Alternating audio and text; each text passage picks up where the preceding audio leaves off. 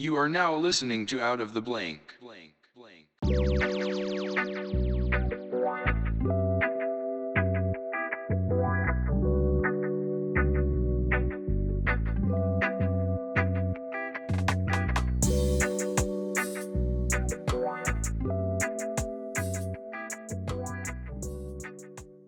Welcome to another episode of Out of the Blank podcast. I'm here with Andrew Misajlovski. How you doing? I'm doing all right, Andrew. Why don't you tell me a little bit about yourself and if you want, what you do professionally? Yeah. Well, as you mentioned, my name is Andrew. I am from the Metro Detroit area, specifically Washington Township, Michigan, which is about 45 minutes north of Detroit. I am a professional baker, third generation.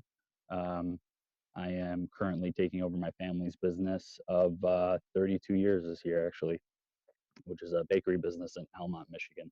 So you were bred to bake, basically. I was bred to make bread.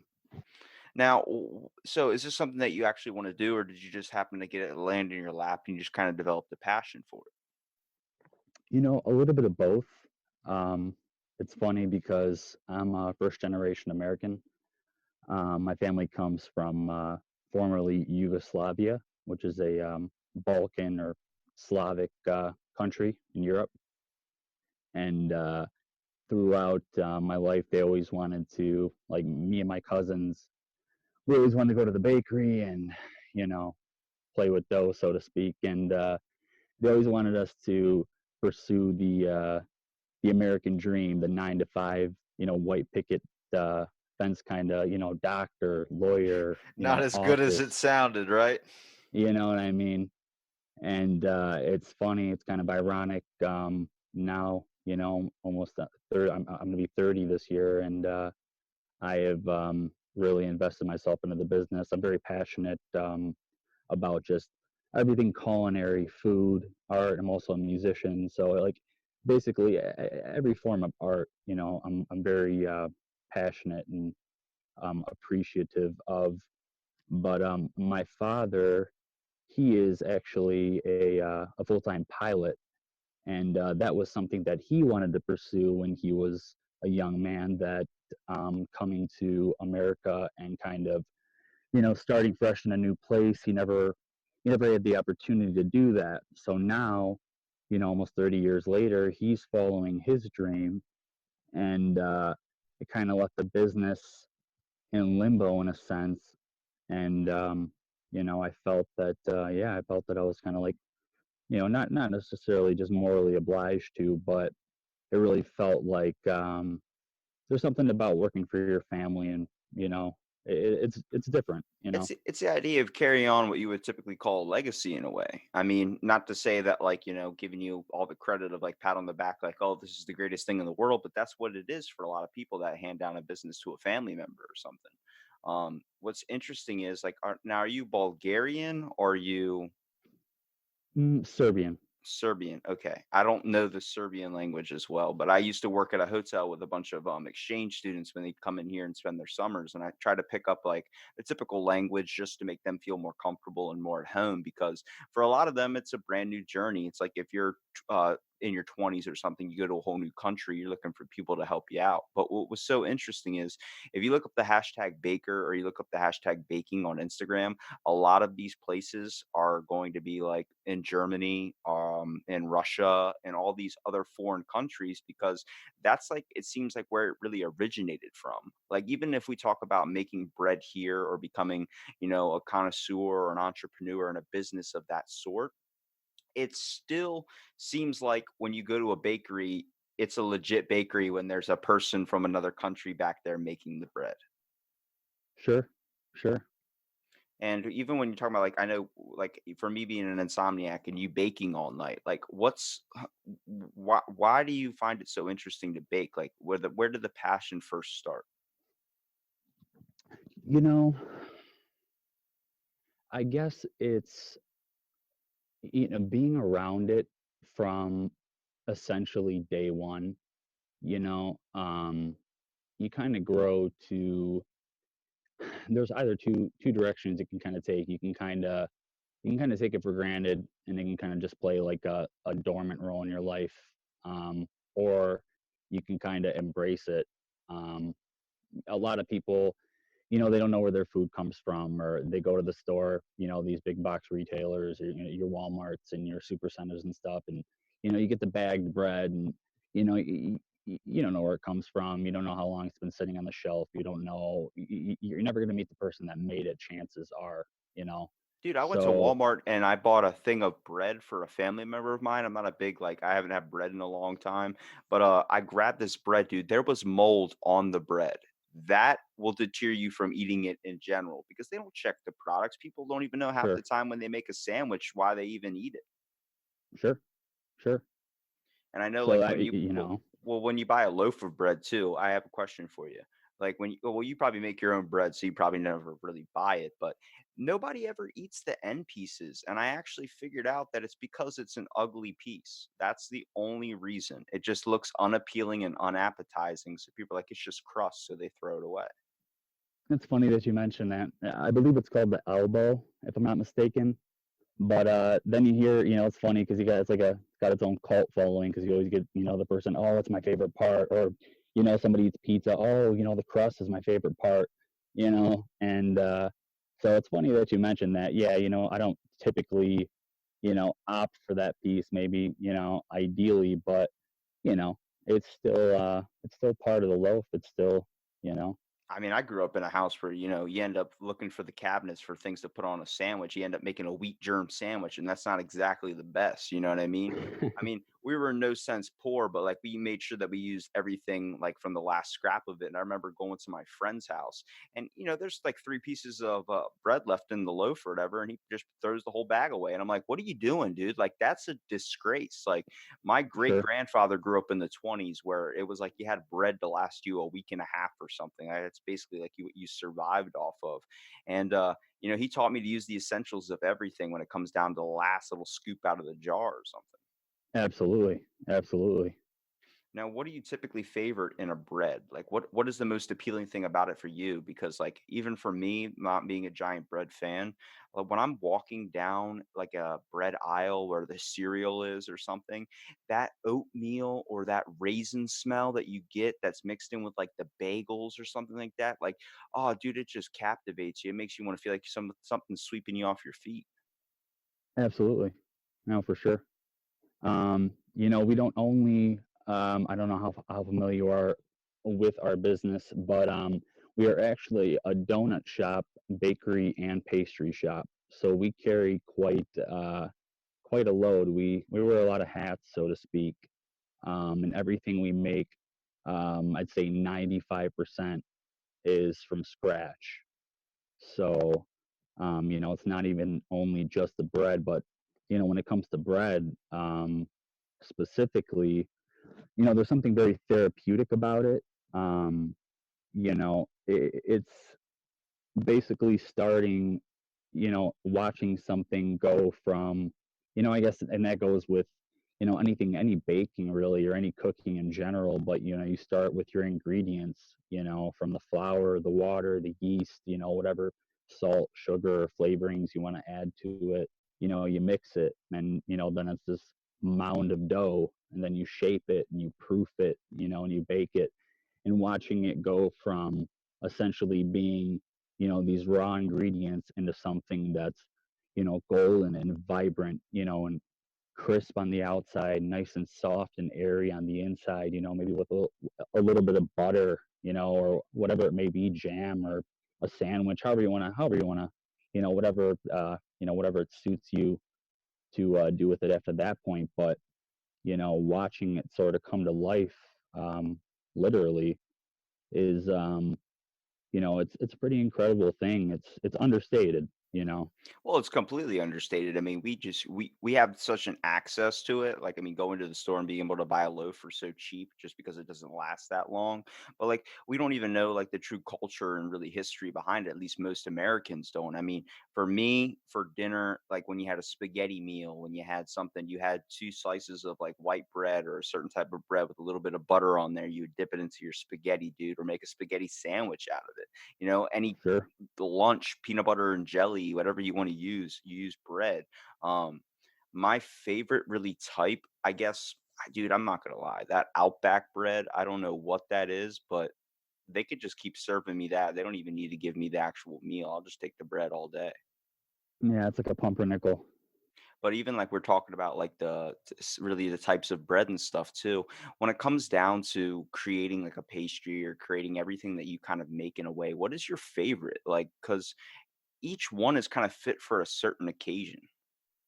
Definitely, definitely. Um, my favorite thing to do. It's really funny that you mentioned. When I think about the things that I enjoy doing, I'm a very detail. I I like OCD. You know what I mean? Like I'm the kind of guy that can't sit still. I can't. My mind's going too fast for my own good in a way. You know. And so one of my favorite things to do is make donuts. There's something very, very soothing about it. That you just from start to finish, the process that goes into it, the attention to detail, and just um, baking, and I guess donuts falling into that category. It's like chemistry. You know what I mean? It's like an equation in a way. Have you ever told somebody something and they try to look for a really deep meaning in something, like try and find a reason why you like that or you think that? I just had that thought when you said you like making donuts because it's soothing.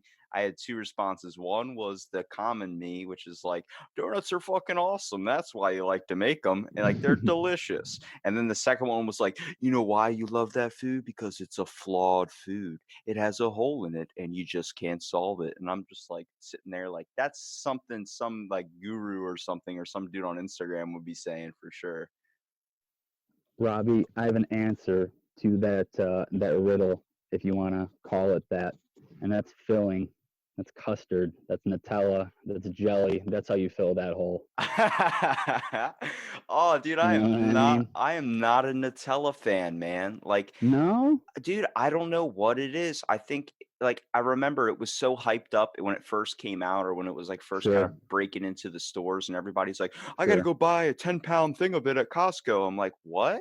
And then I remember trying it. I'm like, this is like chocolate. Like this is like this. I could easily get a bar of chocolate and get the same taste out of it. Like for me, I'm a classic when it comes to a sandwich. I really like it depends really on what I want for I guess my meal, which I'm kind of going to ask you the same thing. Like for me, a biscuit, like a nice biscuit, I don't like one that's super soft, but I like one that's a little bit like crumbly. So like when you bite into it, you get a little bit of the crumbs. It's got a little bit of a harder outside to it, but that nice soft texture on the inside.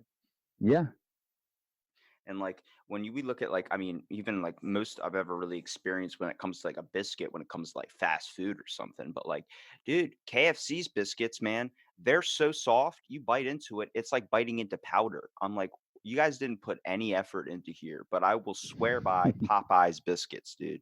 They okay, nailed it. I don't know what it is. I wish someone would put it into a candle or an air freshener because I would be sniffing that thing all day. I like that. Sure, sure. Now, when we say, I guess what your favorite would be, what is your typical favorite besides donut? Like, such as like a breakfast sandwich. Like, what do you typically use as like a bread? Do you use bagels? Do you use biscuits? Do you use, uh, I don't even know. The list goes on and on. You know, I guess it depends on. Are we talking about if I'm making it myself? Are we talking about, and then, am I hitting the drive-through on my way to, wherever it may be? That's that's a tough one, because like you said, you can't really go wrong with a really good biscuit. But I can't. I like English muffins. English muffins are pretty good. Oh, dude, McDonald's has the best, man. I don't know if I'm having a stroke when this happens, but like they always say if you smell burnt toast, if someone's not cooking toast, you're probably having like a stroke, like that's a sign of it. Dude, I'll be driving and I'll randomly smell a McDonald's biscuit and it just takes me back, dude. Like so many times going to work in the morning with my grandma at this water park, we'd always stop at McDonald's. I get an egg McMuffin and a hash brown, and that was like the dream, dude. Like I don't know what that is that they put on their biscuits or whatever they put on the McMuffin, that like sand, or it feels like a little bit of like a light coating of powder or something. Dude, that like just biting into that, like tasting sandalwood. It's just amazing.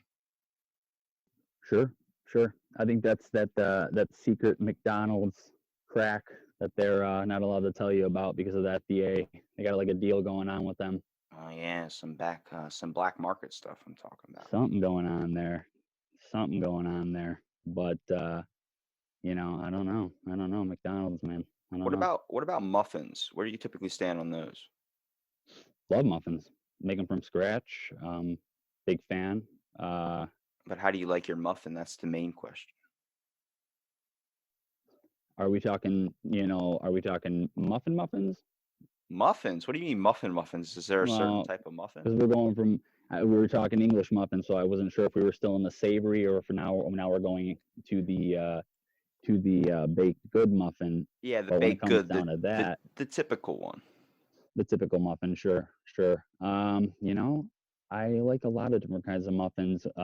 We do a nice blueberry muffin. I really love, especially in the summertime. We work with a lot of different local fruit vendors and farmers markets, so we have good relationships with them. So we get really nice local blueberries. Um, we also do a pretty good, which is a really popular one, is the cranberry nut muffin, which is nice because you get a little bit of the brightness from the cranberries, but you get a little bit of like the crunch and the texture from the nuts. So those are pretty good. Um, can't go wrong with like a banana nut. I don't know how you stand with the banana Oh, nut, but dude, banana muffins are pretty banana good. nut is my all-time favorite. I mean, I like a nice blueberry. Like when you bite into it, you get that nice, like kind of juicy blueberry inside of it. But Sure. a banana nut muffin. I used to do jet skis during the summer, and I'll even ask like, what is kind of your favorite memory with either a certain food, whether you had like a certain like part where you're eating it a lot, or whether it was something that was kind of memorable to you, like something you'd always come home and eat as a child.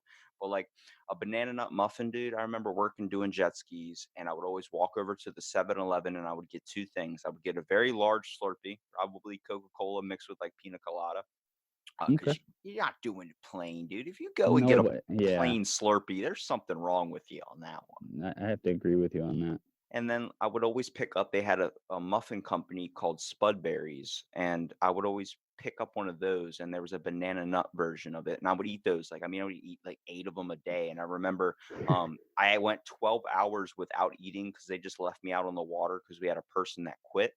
So I was just sitting out on the water, and when you're moving, you're not hungry. So by the time I got back, my manager was like, "I'm gonna make you something special tomorrow. Make sure you're here." So I showed up, and she made me homemade banana nut muffins. And dude, I murdered all 30 of those things. Like that, like I made up for like I guess the 12 hours of eating all in like 5 minutes. I murdered those muffins. That's funny. That's cool. That's a nice gesture. But what about is a distinct one for you that really sticks out, like a memory or something when it comes to one of those foods or something that you might make?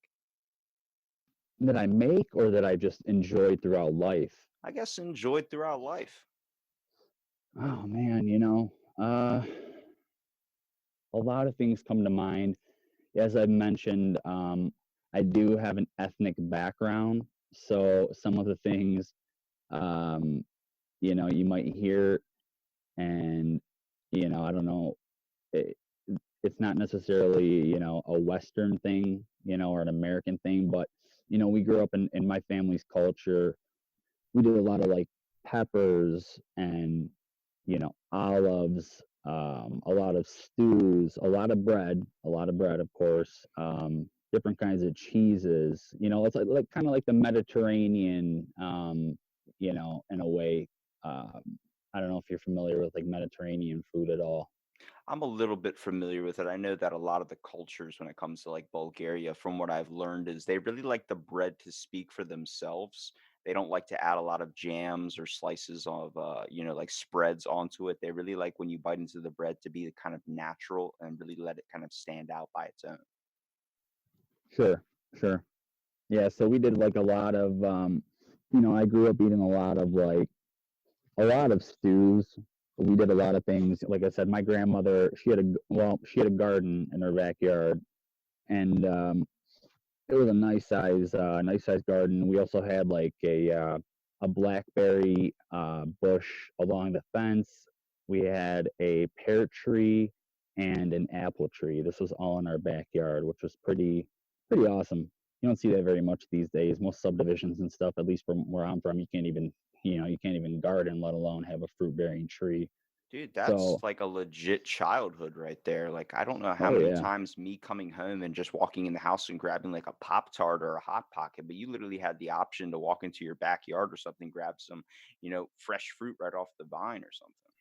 oh yeah, oh yeah. I mean, and she grew everything from, like I said, peppers, tomatoes, cucumbers, and I like a lot of vegetables and like I eat pretty clean, despite the fact that I'm a baker. I do have a sweet tooth don't get me wrong, but I love a lot of fresh fruits and um, vegetables and things like that. And she would grow these these heads of green leaf lettuce that were the size of, I mean, a bush, like just I can't even, maybe 2 feet in diameter. These things were huge. Yeah, like picking up a small And toddler. oh yeah, I mean, she would she'd get them fresh out of the garden, wash them, clean it up, chop it up, a little oil, a little vinegar, a little salt, a little pepper, and I mean, you could eat a head of this by it was sweet and just crisp and fresh. Like these days, you get lettuce from the grocery store and it's bland. It has nothing, just it's like you're eating water. There's nothing to it. I mean, this was it was unbelievable. That's how they promote lettuce too. It's like, oh, it's 99% water. It's the same thing with like cucumbers. It's like, hold on a second. There's supposed to be a taste factor here. If I literally have to Sure, dump a can of spice or a hot sauce on my food to give it flavor, that's not right. sure. No, I totally agree. Totally agree. Now, even when you're making like breads or something, what do you prefer typically about the bread? Do you really like a crisp crust to it? Because I know a lot of people that are like, I want it to be soft, I want it to be raw. Like I know my brother, he typically like if we do a Thanksgiving something, my grandmom always makes the Hawaiian rolls, like those Mhm. that Mhm. that little small type of bread, and he always likes them like just raw, just soft, put a little bread on it and eat it that way. I prefer to have mine toasted. At one point in my childhood, I mean, my breakfast snack was like a bagel that you would just toss in the microwave for 10 seconds, get the butter melted, but it was nice and soft and gooey. But now, dude, I prefer a crunchy crust to it. Yeah. Oh yeah. No, I get where you're coming from. Um, again, I guess it depends on what you're eating it with, or when, like I love a bagel, but I'm a cream cheese guy, man. Like I want some bagel with my cream cheese. You know what I Oh mean? At least no. that's me. Oh man, I love cream cheese. No. No, Oh my goodness, dude. I remember I hated cream cheese so much. And the weird thing is it looks a little bit like butter, kind of in a way. Like if it yeah, gets melted on there. So my grandpa, he made me a bagel because my grandmom's like, look, my brother's name's Mike. He's like, Mike likes the cream cheese. Robbie likes the butter. Make sure you make them this way before they go to work or they go to do this. So they have their breakfast. And so he's not paying attention. He just puts cream cheese on both. So he hands me one and I'm sitting there biting off the edges of it because like where the cream cheese isn't. And I'm like, this sure, butter tastes funny. And he's like, oh, you always complain. You always do this. And I'm like, it just, I can't. He's like, you're going to sit there and eat it. You're not getting anything. So I'm sitting there like, the next thing you know, it's just literally like the whole middle of the bagel, and then there's like the hole and everything. There's just like the whole inner, like I guess like the outside of it is all gone. It's all little tiny small little bites because I just was avoiding it so much. that's funny. Yeah, yeah, that's cruel. That's cruel. Well, like even with all the types of shops that are open up now, like especially like if you kind of favor donuts too, like how creative do you get with your donuts? Because like I mean, I've seen some crazy combinations that I wouldn't think would work, and I've had some pretty crazy ideas for them. But like, I feel like at one point there wasn't a whole lot of different types and flavors. Like it was always the classics, and then now we're in this world where like people are like, "What do you got there?" It's like, "Oh, this is I had an idea for a hot chocolate donut. Like, this is cocoa powder. I just dumped it on a donut." You're like, "Good, let's sell it." Sure. You know, donuts are, I have to say, like I said, they're one of my biggest passions, because we are primarily a donut shop and bakery.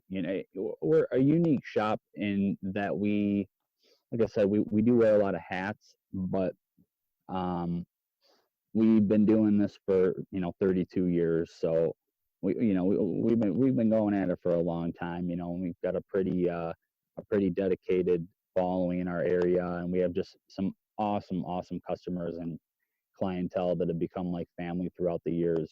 So needless to say, donuts are, um, I guess, our bread and butter, so to speak. No pun intended, but um, You could say pun intended. That was a good one. I'll give you a yeah, applaud for that one. yeah, I'll take it. I'll take it, and I appreciate it.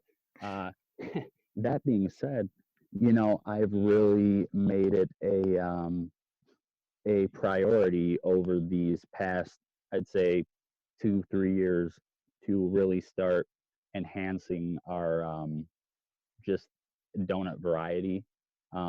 Lately, I'd say it was about the new year. So what, about 3 months, going on 4 months ago, we started doing rotating a donut of the week. So we feature a specialty donut every week. And we've got things ranging from um, a PB&J donut. We do a cookie butter donut. We do maple bacon, which is pretty classic, but our own take on that. We got a creme brulee donut in the work for St. Patty's Day. We did a Bailey's Irish cream donut, using real Bailey's. Um, so in the summertime, we use a lot of fresh fruit. As I mentioned, we have good relationships with our local farmers markets and stuff. Our bakery is in Almont, Michigan, which is, I don't want to call it the sticks, but it's definitely more rural than it is urban. So you got a lot of farming going on around us. So we have a lot of fresh apples and cherries and all kinds of different stuff that's very prevalent in our area. So we do have the luxury of a lot of those fresh fruits ripe for the picking. We have an apiarist in our town, so we get fresh local honey. A lot of really great things, and I am a believer in. I really do like the over the top donuts. I follow a ton of different donut shops on my Instagram page, and I support all those wholeheartedly because it's like a camaraderie thing. I don't look at it as, although other people might, I don't look at it as competition. I look at it as a means of inspiration because I don't think eh, uh, I think somebody told me, or I remember reading an interview somewhere in like Guitar World or something. As I mentioned, that I'm big into music and things like that. And then they said, when you're developing your own style or you're kind of coming up with something, you borrow different things from, different artists, different people, Yeah, it's about when you're first finding your style. A lot of like people in music or podcasts kind of do the same thing. They have influences, and they typically structure their first episode off that, and then you end up finding your own niche. It's the same thing when you're cooking. You end up figuring out what style is for you.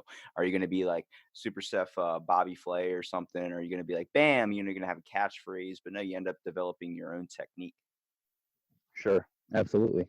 And you kind of pick and choose little things from everything. And, it's all, it's kind of like this, it's kind of like a cycle. It's like I think everything kind of, it works kind of in a rotation because you embellish upon these ideas that you get, and sometimes you're fortunate enough to strike up your own vision, your own idea. Other times you see something that kind of catches your fancy, or and you're like, oh, I really like that, but I would do it this way, or I would try to do it that way, and you kind of make it your own and make it original, in your own kind of right. um, so I'm really big into that. I'm really big into trying to innovate and trying to bring different flavors, cannoli donuts, and we do a really nice banana cream pie donut, a lot of, cool over the top things. But when it comes down to it, I think that the most important part is, the quality and the integrity of the donut. I'm a purist. Like, if you're going to ask me what my favorite donut is, I like a straight glazed raised donut, a fresh, nice glazed raised. Like, I believe that, if the dough can speak for itself and you have a nice, good quality glaze, with a nice vanilla or, butter or whatever route you decide to choose, flavor profile wise. That's about, as pure of a donut experience as you're going to get. I find, when you have all these over the top donuts, with the glitz and the glam, and they're photo worthy, they're great for Instagram, don't get me wrong. That's a whole Instagram, and all these social media sites, like, you have to have this presence on there. It's Well, like a it's light. cooking. It's the same thing everybody always calls it the art of plating, how it styles up. But then I'm like, Sure. what? That's why when you look at food reviewers, it's like, but what's the rating on that you just made? Because it can look 10 out of 10, but it can be a 2 out of 10. It's not Sure. a good taste. For me as a kid, I grew up eating like chocolate donuts or something. I thought the brown sugar ones or all the plain ones or the vanilla one or what do you call it? The powdered sugar ones. I thought those were the weirdest things. I was like, those are disgusting. And then as I got older, I started kind of expanding my profile out a little bit. I'm not a giant fan of donuts, just typically like, I don't know, I'm just at least everywhere where I'm at and kind of where I've been influenced by, I just kind of stopped eating it because I do eat pretty clean. But like when you go into a Yeah. donut shop down here, you don't smell the donut until you're face to face with it. Like you have it basically halfway up your nose. You're like, "Oh, I can smell it now." It's like, "Hold on a second. You should have the door open and I should smell it down the street while I'm pumping my gas. Over the smell of gasoline, I should smell your amazing donuts." That's what it should be. But every place nowadays, like, like how you do where you bake it the night before, but these people leave it up there for like 2 days or something, and next thing you know, it's just like, all right, man, like this doesn't have that fresh taste that I want. No, no way. Yeah, no, we don't believe in that. No, I think that you know, I think the most important thing is that the integrity of, you know, it, you work hard for, to make a living, to be able to provide for, yourself or your family and so on and so forth. And you go out, just as I do, just as everybody does, and you want to have a quality experience, and um, like we pride ourselves on I don't believe in, I don't like the whole highway robbery. I don't want to, I do, I have an issue with, forgive me if I'm ranting, but I'm just speaking out of passion. But, I see some of these places that, you know, they make donuts and they're charging $5, $6 for a donut. And to me, I couldn't have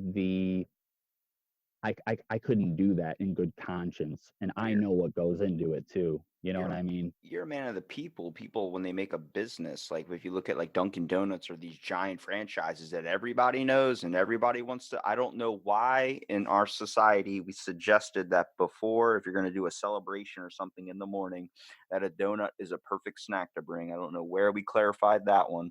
Um, like, even when you grab, like, a thing from Dunkin' Donuts or something, there's not like, when you're eating it, it's just artificial, it seems like, in my mind, at least that's what it goes through. Like, I look at the box of them and I see them, I'm like, "I don't see love behind this." I know that sounds corny to say, but there's like, "How much did you pay for this?" It's like $8, but it's like, did you I mean, it's obviously you ate it, so it's good, but, like, is that better than a classic donut, a crazy inspiration? My buddy owns, Fractured Prune Donut, which is pretty popular down here in my state, and, I'm not a donut fan, so his whole house is littered with donuts, and I have no breakfast because I just don't want them.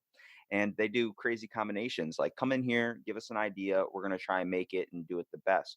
People sometimes don't understand what really goes together well. Sometimes the best things are the things that seem like their opposites really attract.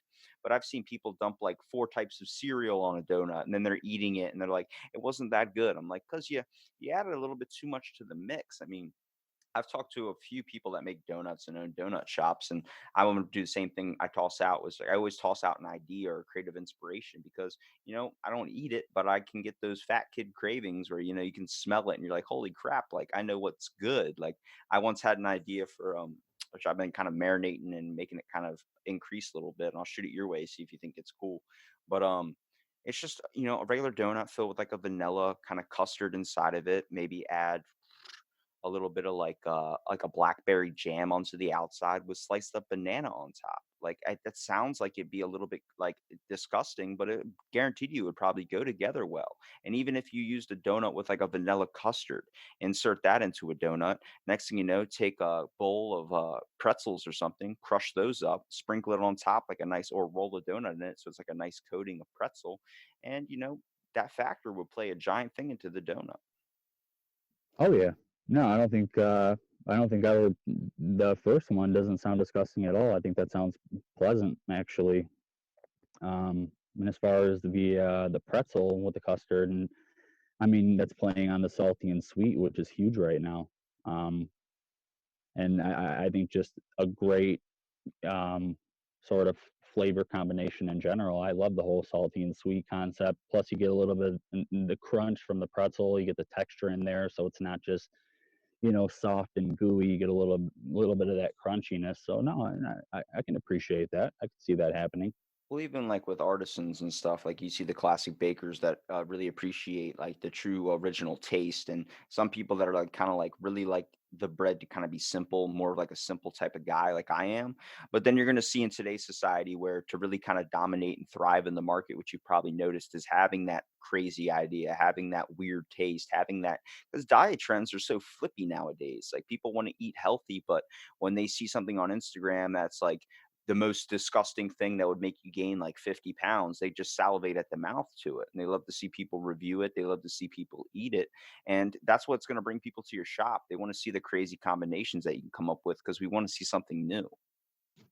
Sure. Absolutely, absolutely. I think touching upon that because as I mentioned, I'm a pretty clean eater. I've been really involved in fitness and weightlifting and things like that throughout my life as well. So you know, um, I'm not a glutton, by any stretch of the imagination. But I think that in today's day and age, people are they're also looking for that reward, because like The Shining, all work and no play makes Jack a dull boy, and it's like, too much of anything, whether it's kale or turkey breast, whatever it may be, like, you still have to live a little bit, and that's why people have like the cheat days or the cheat meal, which I think is very important, I because haven't had a cheat meal or cheat day in 7.5 years, man. I've been eating so clean for so long. If I walk by like a Domino's pizza or I walk by like a nice cake or a pie, I'm like, dude, I'll just eat the whole thing. Like it's that type of like suppression type factor. It's hard to live like that too, man. It's definitely difficult at times. I'm like, man, I would love to enjoy this or enjoy that, but you know, it's like I said, doing everything in moderation. I can speak from that, and then trying to do it myself is a little bit different. But like, you need to enjoy life and understand that, like, not really giving yourself, I guess, an opportunity or a chance to miss out on something. You really kind of want to take in everything as possible, trying new things. I mean, even when we talk about the types of food combinations now, donuts used to be like a classic breakfast thing. Not anymore. I mean, there's crazy right, ideas where it turns into dinner ideas. Like it's a dessert, but it's also a perfect time to have that for breakfast. It's okay to have a dessert or a chocolate thing for breakfast if it's in a donut or if it's in a muffin or if it's in some type of pastry that's considered breakfast. But like I had an idea which I kind of really just thought of, which was like, if we talk about dinner donuts or something, you can have that gives you that classic like, oh, it's dinner time case. So it's not just secluded for breakfast. I mean, being a donut shop or something, you're going to see a lot of your orders come right in the morning. I mean, that's when people really want a donut with like a coffee or something.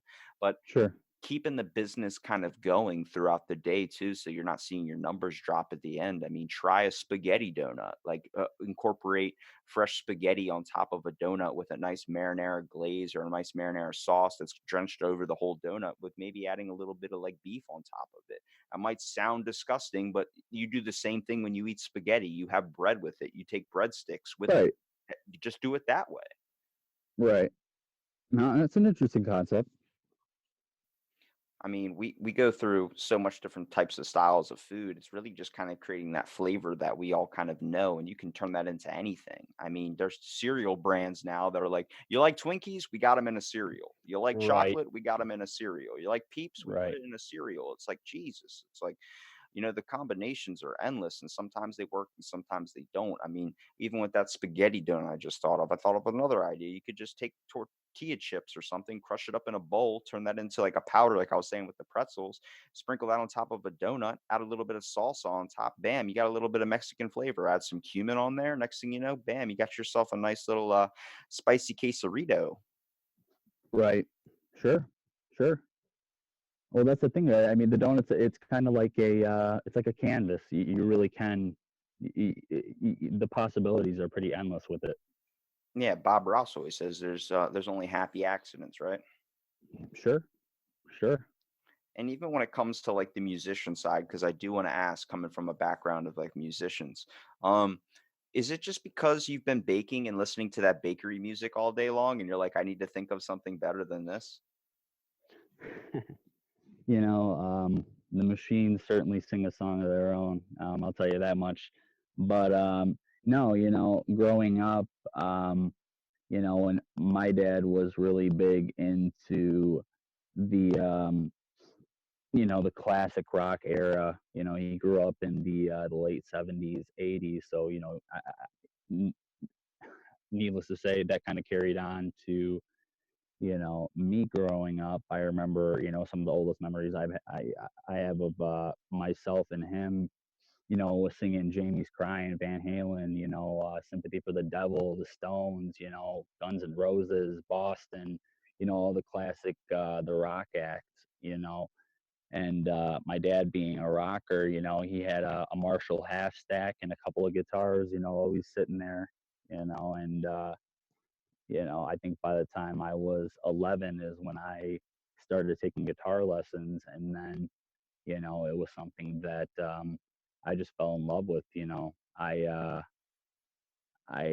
my parents got divorced at an early age. Not to delve too much into my personal history, but so I moved around and did this and did that. I never really found my place until middle school, high school, until we finally kind of settled down. And I wasn't the one to go out and party, and I was shy. I was kind of reserved, kept to myself. So that typical story. Friday nights, my buddies, they were going out trying to pick up chicks and do this and do that. I was sitting on the edge of my bed with a Van Halen tab book, learning my favorite songs and stuff. And that's kind of where that came from. And then getting into writing and creating my own music. And I think sound is just such a fascinating thing, and music in general. It kind of brings music brings order to what otherwise would be chaos. You know what I mean? And for myself, I'm an anxious guy by nature. Like I said, I have a hard time sitting still. My foot's always tapping, my fingers are always drumming on the table. Like, Yeah, I have so when you're sitting ADHD, there, so I understand that one 100%. I mean, music does this weird thing where it hits you in a certain type of mood that can really catch you in a certain way. I mean, even with me thinking all the time because my brain's just constantly running at 50 million things at once, I just don't know how to express it all. I can't sit still. I'm thinking like my mood kind of conflicts back and forth sometimes throughout the day. It's hard to kind of go from like positive, negative, or just flip a whole bunch of different things just from a certain thought. And I mean, there are times, moments we get in life and throughout just our whole entire, I guess, growing up or living, is that it does get hard sometimes. You can put on a nice Alice in Chains, a nice metal song or a hardcore rock song, and it just hits you, and you're like, this is exactly how I feel, and this is the song I need at that moment. And then the complete opposite with like a reggae song or something. I mean, sometimes you just want to sit there and you just want to like basically marinate in the music. oh, absolutely, absolutely. I mean, I always think of like when I was talking about like picking a different song than what they play at a classic bakery. I mean, they play the average tunes, but there's no singing. It seems like there's really no energy behind it. I mean, it's catchy and it's soothing, but it's like something you'd listen to at Starbucks. It's like a default thing, like elevator music. And I've only Yeah. come across one place. Shout out to the Holiday Inn in my town for playing this. But I remember getting into the elevator and I'm like, look, they're gonna play some crappy elevator song, dude. they played some nice "Living on a Prayer" by Bon Jovi. I rode that elevator till that song was complete. We hit the 15th floor. I was like, "Nah, I'm gonna close these doors real quick." And I just kept riding the elevator. People thought I worked there. They're like, "Oh, I'm floor 12, please." I'm like, "What?" And they're like, "Floor 12, please." I'm like, "I don't work here." And they're like, "Oh, okay, I'm sorry." And I'm like, "Oh, no, I'm still gonna click it though, because that's how you be nice." But, like, listening to the whole song, I mean, I've literally been on the phone with customer service for 2 hours trying to get something with my bank account straightened out, and, I'm on this phone call, and you think they're gonna play some crappy, like, "Endless Summer Nights" with that saxophone, like, the first time is good, but after 2 hours, you're like, "If he plays Endless Summer Nights one more fucking time," that whole thing? But this dude put me on hold to the craziest mixtape I think I've ever heard, where it was like these, like, this rock style beat, but it was like a little bit of techno too. And I'm not a fan of that, but it was really good. And like he opened it. "Thank you, sir. Sorry for making you wait." And I was like, "Did you make that?" And he goes, "What?" I'm like, "That song that you put me on hold for. What was that? Like that was pretty good." And he just goes, "Oh no, it's just new thing. I've been trying to shoot out new music to people that are waiting on my line or something, just to make sure that they don't get bored with the same old crap over and over again." I was like, "Dude, that was really, really good." He goes, "Yeah." And then he gave me the artist and everything to go look up and everything. And I was like, "Can you just like let me on hold for another 10 minutes? Like I'll listen to it again. I don't care." You're probably the only person that's ever said, "Can you put me on hold for another 10 minutes, please?" Dude, I had to figure this out, but I figured out if you cuss at one of the people on the line, then they can immediately hang up on you afterwards. And I experienced that after my 55-inch. Shout out to my 55-inch TV. Yeah, I'm that kind of guy. But no, it blew up after like a year of using it. So I sat on the hold line for 3 hours with the TCL company, whatever it's called, that makes the Yeah, TV. oh yeah, I know what you're talking about. Dude, I have never been so pissed off and relieved when that person finally picked up the phone after 3 hours. I On my Saturday, I swear to you, from 9 AM till, like, maybe 12 or 12:30 was when they finally, like, answered. I've been just listening to the same thing. I literally had my phone on speaker, and they basically picked up when I was in the bathroom, so I had to run out and grab the phone. And "Sorry for making you wait, sir. What seems to be the problem with your TV?" I'm like, "Are you a real person?" They're like, "Yes." I'm like, "Thank fucking God." Next thing you know, they hung up. I'm like, "No way." And I had to call back and wait another hour and a half or something just to be able to get back on hold with them. Because as soon as you cuss, they can hang up. Jeez. I was like, "Wait, wait, don't hang up. I just said I'm so relieved that you're here." And they're like, "Sorry, sir, we Right. don't we don't handle acts of aggression." I'm like, "I'm not aggressed. I'm upset that you kept playing Billy Joel in my head." Yeah, yeah. No, I don't blame you. And even with like creating your own music, like what do you find the most interesting thing about it? I'm guessing it's just creating up the song lyrics or something. Because you were mentioning before about baking or something being a form of therapy, which is kind of accurate because what you think of what goes into making that dough is a lot of like not really aggression, but it's a lot of like kind of physical pressure that you have to put into there. So it's a good way to get your emotions out if you're going through something. Um, but I'm not saying you're crying over like pressing your thumbs into some bread or something, but I mean, picking up that bread and slam it on the table, be like, "Ah, motherfucker gave me a ticket," that whole thing. You can get your aggression out that way. But do you like kind of like when you're getting your emotions out, you kind of do that with your songwriting too? No, absolutely. What about it is, in this little cosm or this little, realm or whatever you want to call it, you control it. You know, a day to day life can just be so, you know, crazy and unpredictable and out of control at times. And it's really nice to be able to have something, this own little, world of yours that you can go to. And in that world, you call the shots, you make the decisions, you make, the environment in which, you want to manifest or, kind of, live or thrive in, and that's what's so unique about music, and same thing, with baking, or cooking, it's just that like, in that moment you can focus on what you're doing and it's little rewards, it's little, these little sort of, micro achievements, when something comes out the right way, you know, you you made that happen, you made that happen. So hey, your day might not be going great, or hey, whatever, you got an overdraft fee, or oh, you woke up on the wrong side of the bed, or your girlfriend, boyfriend, significant other, pissed you off, or whatever it may be. We've all been there, but for that short little time, it's kind of you and the dough and the oven, or you and the guitar, and the computer or whatever, and that's really, it's somewhere where you can go and just, put the headphones on or turn the speakers up and just kind of say, you know, bye to the outside world for a little bit and kind of escape, Putting something in your control, when it seems like in life nothing's really in your control. You have a plan for something, it doesn't go right. Next thing you're like, I'm gonna plan to go to the beach today. You set your, you go to bed early, you get your friends, you got the cooler all loaded up, got everything that you want to, bring out the barbecue or something. The next thing you know, it just rains in the morning. You're like, oh well, my Yeah. plans are canceled now. But something, when you create something, watching it grow and turn into something that before you never would have even thought that it would have hit that level. Like it was just an idea, and then seeing it actually turn into something. Next thing you know, like you start an Instagram page and your business is starting to boom. You got millions of people or thousands of people that are following you now. And you're like, wow, it's like you actually, you stuck with something and really watched it grow. Yeah, absolutely. There's a competition everywhere, not even with customers, but just other businesses. It's kind of looking at competition, looking at, like I said, I follow a lot of places, and I let it, I, I try not to let these things get the best of me, because it's important not to compare yourself to other places or other people, and kind of focus on what you do and hone that.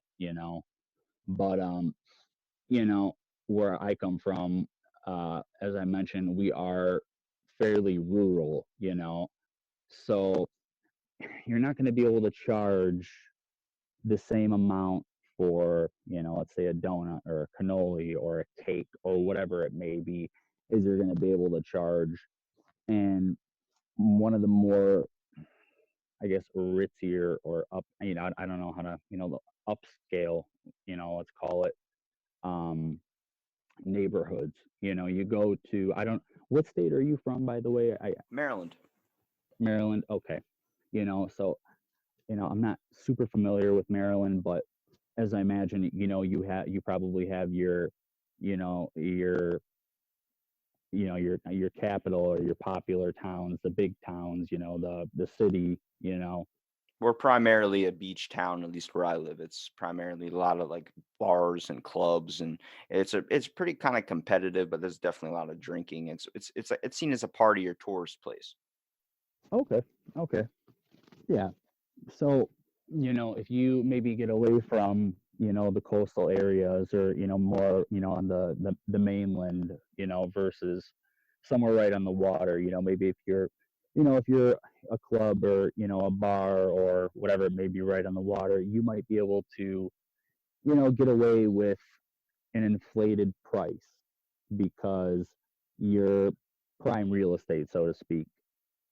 I don't know if that, Look, I'll tell you straight up that there's people down here that go to bars and they spend like $100 a night on like three drinks or four drinks or something. It's right. definitely like during the summertime, you see the prices go up super skyrocketing high, and it makes it extremely difficult. Like in times we're experiencing now, like a lot of small business people that are closed down or shops that are doing takeout or something, they lowered their price because they understand like they're part of the community part of it. So you would say that really the biggest kind of problem that you have, like you were saying in the beginning, is that the price of things and people tend to charge way more than like you actually know the legit cost. Where someone, is spending money on something, $10 on a donut is a reasonable price, even though you're like, that's way too much money. Yeah, pretty much. I mean, I can relate to that because you're more of a man of the people. I see a lot of people talk about competition or something when it comes in the industry. Certain people bad mouthing other businesses or turning into a competitive aspect, which you'll see when you look up like artisan bakers. There's always going to be one guy that's been baking a year longer or 5 years longer, and they see someone new come up and they're like, "You're stepping on my territory. You don't even know how to bake." And I'm like, "Oh, I've seen that just on like someone else's post," but It's mostly like a lot of it's really beneficial. People are trying to help each other, give each other ideas and techniques and styles too, because we're all different. We're all going to find our own niche in the thing too. It's the same thing with a business. Your business is going to thrive on basically your influence of the people. Even if your food's not that good. I've been to some. I'm not saying your food's not good, but I'm saying I've been to places where the food is crap, but I really love the people there, and I will continue to buy that stuff because they're amazing people. Like, I've met those types of places. I've met food where the people are pretty bad and the food is really good, and I won't go back there just because it's a terrible experience. You don't want to feel threatened when you're getting a biscuit or a bagel. Come on now. Right. No, of course not. And I think it's all about kind of making it relatable too. I mean, what you've probably noticed, like what would be the most beneficial thing you've kind of seen just with taking over the business and really kind of growing in a way, especially in this new world where, trends are going flip floppy everywhere. I'd have to say the way that people have responded to the changes that we've made, you know, um, we started serving ice cream this year, local, Michigan-based ice cream. Like I said, try to keep it as local as possible. Started doing a lot of, artisan donuts, cronuts, different pastries and so on and so forth. And, we are doing a full renovation of the exterior and interior of our building. We did a rebranding with a new logo, new uniforms. So, you're catching me in a very transitional time. Um, and just to see the support and the sort of outpouring of just positive feedback and love that we've gotten through the social media. I have a really good rapport on Facebook, with our community. I'm working on our Instagram. I find Instagram is a little bit trickier and a little bit more involved to sort of build up, but I'm working on it slowly but surely. But at least when it comes down to to Facebook and face to face rapport, we have a really good relationship with the community, and it's really positive, positively reaffirming when you hear it from the people that come in, and you see the positive feedback that you get. It kind of makes it it makes it worth it. Not to sound cliche, you know what I mean? So I don't know about you. I mean, just being involved, like you're taking over the business in a way. That lines up to a perfect movie that I always associate with when it comes to baking or owning a bakery, and that is The Godfather. Okay. I don't know if that's the same for you, but literally it's like the title of the movie, like, I'm giving you my business. You're going to take over the rest of the business because business is good. Like it is perfect, dude. Like this is a movie setup. Like you got a bakery, a bakery. I already start thinking like, wearing nice suits. You got people that are running the turf. I'm telling you. I'm gonna have to start knocking on people's doors, letting them know what's up. Breaking bread and breaking bones, man. I don't know why, but every time I walk by the bread aisle or if I talk to like someone that's like a bakery person or something, I don't think donuts like most people do. And I know that's like one that you really like to make, but I immediately think of like Godfather suits, everything, owning blocks. Like that's what I would do if I was in the mafia. I would just buy a bunch of bakeries and stuff. I mean, free pastries all day. Yeah, I like that. I like your style, for sure. What would you call your guess your Godfather territory? What would you be? Ooh, man. That is the Doughboys. Oh, dude, that is good. That is a good one. I wasn't even thinking that. I was thinking like the last name. I was like, because it sounds like a little bit like I don't even really know how it's Misajlovski. Misajlovski. Misajlovski. That's right. That's how you got to remember it too. And that would be a good turf name, but Doughboys is perfect, dude. You could run the game, bro. I mean, that's universal right there. Exactly, it goes into so many factors too. I think it's because I used to play the game as a kid, the Godfather game for like old Xbox, and you would own businesses and you would own like rackets and you would have to extort businesses, but you would own certain blocks and claim more territory. And there was always a bakery shop, there was always a pizza shop, there was always a tailor and all that. And I just kept going and owning property. It was so much fun. I actually just watched I mean, it's a Scorsese film, not The Godfather, but I just watched Goodfellas the other day. It's one of my personal favorites. I don't know about you, but that's right I along think the I've same seen a lines. bit of it. That's with Robert De Niro, It's got right? De Niro, it's got Pesci, and it's got Ray Liotta in the lead. Actually, if you've not seen it, I highly recommend it. Highly recommend. I'm definitely gonna put it on the watch list. See, the thing is that those types of movies are like what The Matrix was like for me. Like I kept falling asleep in and out of the movie, so like I would get bits and pieces of it. So I just remember like Neo had this giant thing in the back of his head during The Matrix, and then next thing you know, he's bending a spoon. Like I just missed out on most of the movie. Sure, sure. I didn't see the. It's funny that you mentioned that because steer clear of it. You know, like Breaking Bad was like the biggest thing. I didn't watch it till like years after it was off air. You know, like I don't know, like whenever because you know it's spoilers. You know, social media's flood. Like I don't like going with the majority. I like taking things at my own pace. So for me, I didn't see The Matrix until years later. I didn't even see Game of Thrones, dude. I was just like, I'm not even about it. It's just too much hype over something. But that see, you're literally missing out on some of the best stuff, which is you could own a bakery mafia, and Breaking Bad is the perfect thing. You just call it Breaking Bed or Bread. That's fun. I actually saw a meme about that today. It was funny. It was Bryan Cranston or Heisenberg or whatever you want to call him, and with the letters, but instead of breaking bad, it was baking bread, holding a loaf of bread. That's funny. I literally saw that today, so it's funny you mentioned that. It's cool too because you can use this a lot with social media. Like with businesses stuff, like it's obviously the main market, social media and stuff too. But having that good, I guess, treat that really brings people in, like that you could smell it through the door, I would say. But you could use all these types of things. Start photoshopping your face on multiple different things and start doing advertisements for your business, especially now when we're dealing with the coronavirus and stuff. It's like you have no way of getting people into your business anymore. It's just because, this whole situation that's going on, people aren't able to really leave their houses. They're doing delivery stuff, but they're on social media 24/7 now. They're literally limited to that now.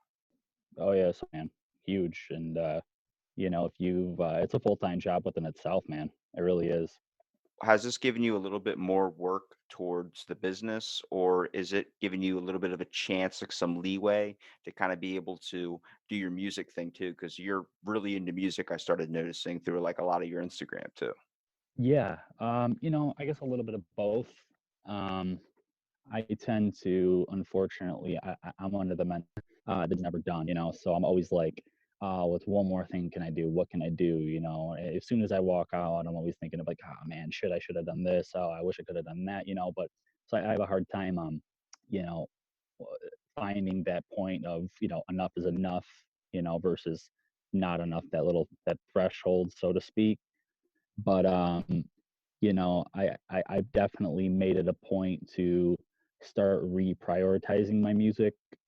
And, you know, even if it's something as simple as just picking up the guitar for, you know, 20 minutes or a half hour every day just to stay fresh and keep my fingers limber, or, you know, even just listen to things that I'm currently working on and almost like in a way kind of sketch it, so I know where I want to go, you know, from the point that I've last left off on, you know, so even if I'm not necessarily sitting behind my computer and making, you know, tangible progress, it's like I have some sort of a mental blueprint. Or even, you know, sometimes I'll just open up my voice memo thing on my iPhone, and you know, I'll listen to the track and even kind of like, you know, mouth a melody, you know, or you know, kind of a direction, you know, from where, you know, you know what I mean? Well, I didn't even think about the amount of stress you're probably experiencing too, because owning your own company, like first of all, it being kind of handed to you,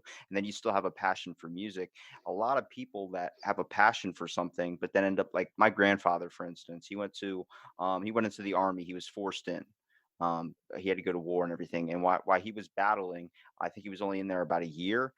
His dad died, so he had to leave, literally leave everything and come back home to take care of his whole family. It was thrusted upon him, and a lot of his dreams went on the back burner. And that's something you can kind of experience too. I mean, you're taking over a bakery, even though you love it, it's still like you have a passion for music and you don't really have the opportunity sometimes to see where that's going to go. I mean, especially if you're coming home after, a rough day at the bakery and you're just like thinking of problems or thinking about maybe I should have did this, maybe I should have did that. That's a whole bunch of stuff that could inflict onto you trying to be creative with your music. Oh yeah, that's an understatement, man. Jeez, I mean, I think so many times too, because like you really hit the nail on the head there. well, my whole family's music, and I know, like, if they have a long day or something, usually you can take it one of 2 routes. You can go home and use that anger to fuel a song or get you motivated to get into it, or it clouds up everything, and next thing you know, like, I don't feel like playing that right now. I can't think of anything. Let me put it down. And it's so frustrating too because it's like you love it. I mean, the music making process is one of my favorite things. I just love the vibe around it too. I mean, when you're playing by yourself, it's a little bit different than when you're playing in a band. But I mean, it gives you time to reflect on some things too. You start coming up with lyrics that make I guess, like the lyrics kind of make your mind really open up to new things, maybe things that were hidden inside of you didn't know. Sure, you see like a lot of the artists that say, like they're the most groundbreaking albums that they put out, or the albums that are the most celebrated, were often due to this catalyst that was this tremendous heartbreak that they were going through, or a difficult time that they had to deal with, or whatever. And that's kind of what sparked the inspiration behind these really groundbreaking. Like, if we look at music back in the day, that was stuff that was made in a garage. That was stuff that was made with, like, passion, anger, a lot of teenage angst, especially during the rock era. And we see stuff now, it's just like, "Did you make it or did some studio corporation make this? Because it really sounds like a lot of songs I know." Sure, sure, I think that's maybe because the world today is a little bit like work, work, work, work, work, and a lot of people don't have a lot of free time just because of how hard it is. So it's really hard to kind of really go home and have time to relax and really enjoy something you love. That's why a lot of musicians and people that have aspirations to be musicians, they don't really have a job. It's just because they want to focus on this and they want to see where it goes. It's the same thing with Travis Barker from Blink 182. If sure, you if you ever heard his podcast with Joe Rogan, he was like, "What's your inspiration to think that drumming was going to lead to anything?" And he was like, my dad told me, he goes, "I'm not gonna have you live in my house, sleep on my couch, and if you're just gonna play drums, it's either get a job or get the fuck out." And he goes, "All right," and he got the fuck out. And hmm he went with his buddies and explored this band route. And next thing you know, he's one of the hit bands out there. sure. Yeah, he's a legend of a drummer. Imagine if he threw out a 9 to 5. You know what I mean?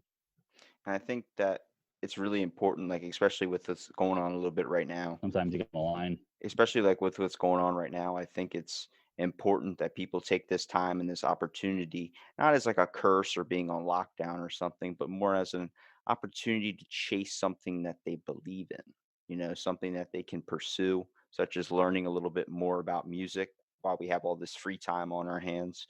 Maybe studying a passion, playing chess, doing something that you have been wanting to do but haven't really perceived the chance to, because you don't have a lot of opportunities, and this is one really, really rare one. And that's how I like to look at this whole situation. It is devastating, it is terrible, but you got to look to the optimistic side of it as well. Oh, you have to. You have to. Well, I mean, what are you gonna do? What else are you gonna do?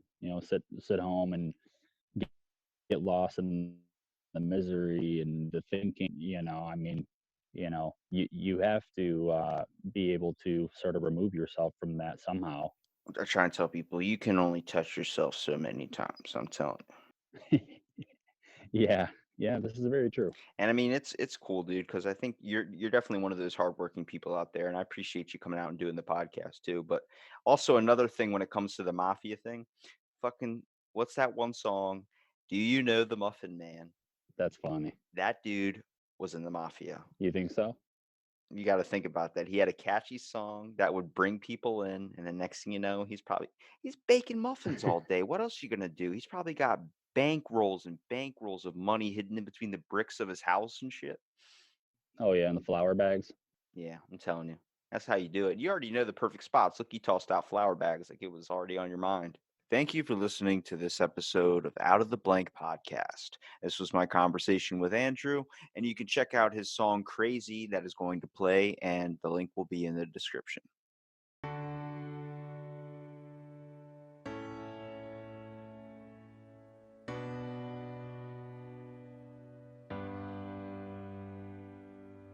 Sometimes I wonder what you think of me, feeding urges endlessly, crying as my nose would bleed. Instead you hide behind bloodshot eyes, hoping that someday I'd be the man inside you claim to see. But I know that it ain't easy, and I know that it gets hard. One thing that I know for sure, you gotta play your cards. You gotta play your cards, yeah.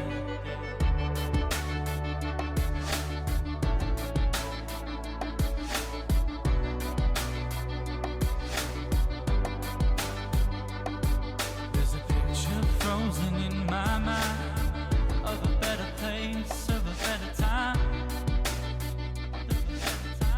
Time after time, time after time, gotta find a way to make it right. Gotta find a way to a better life.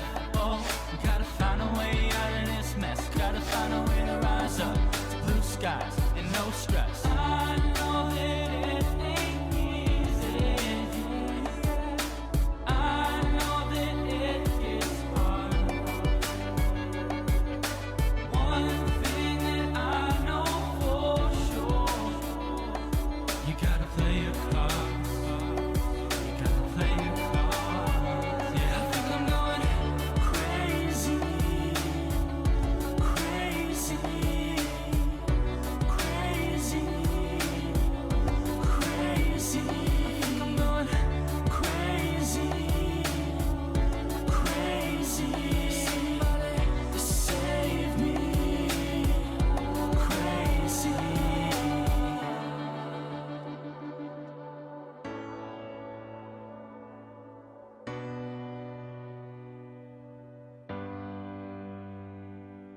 When things go wrong that I can't change, I gotta do my best, find a way. Oh, oh. I said when things go wrong